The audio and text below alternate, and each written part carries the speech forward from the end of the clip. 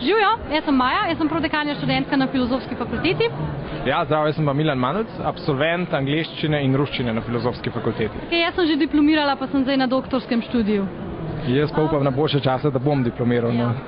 Mi na Filofaksu imamo 21 oddelkov in znotraj teh 21 oddelkov se skriva 38 študijskih smeri. Imamo vse od jezikov do geografije, zgodovine, umetnostne zgodovine, bibliotekarstva, muzikologije. Ne bom vseh naštevala, ker bom ziher kakšnega pozabila, pa bodo potem jezni name.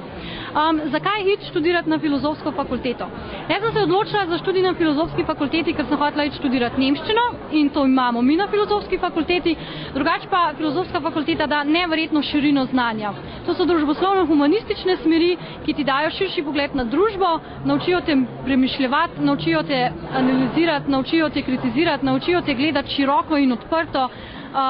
Dobiš ne samo strokovna znanja tistega, kar študiraš, ampak zraven dobiš enih toliko neverjetno veliko stvari, ki ti pa v življenju prav pridejo, da se res splača iti študirati. Ja, jaz bom ponovo isto, če pač ni zaščiteno s pravicami, zagotovil, da Filozofska fakulteta je eni največjih spektrov znanj, ki ga bi rad v življenju.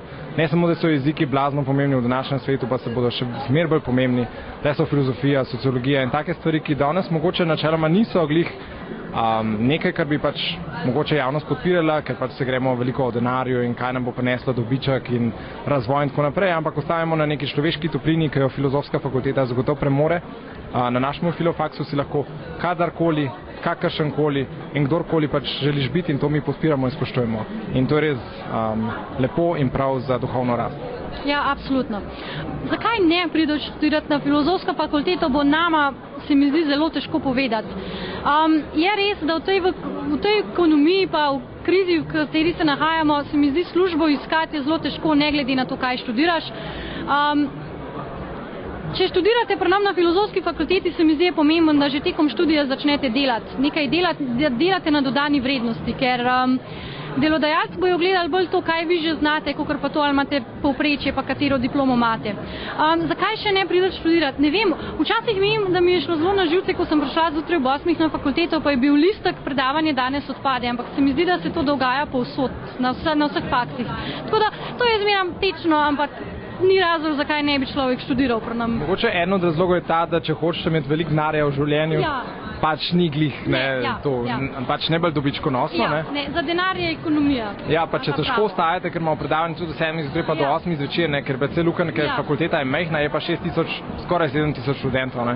Tako da pač ne boste imeli tistega svojega mesta fizično, ne boste imeli pa zagotovo. Nimamo parkirišča za študente. Tam, kdo pa ima avtomobile danes? Ja, na Filozofski fakulteti bolj malo ljudi. Ne najdem več razloga, zakaj ne pridete na Filofaks. Vse ostalo je pa en totalen plus. Ja, pridite na Filofaks. Pridite na Filofaks, ja. Vrete dobro, tako da pridite. Vabljeni. Ja.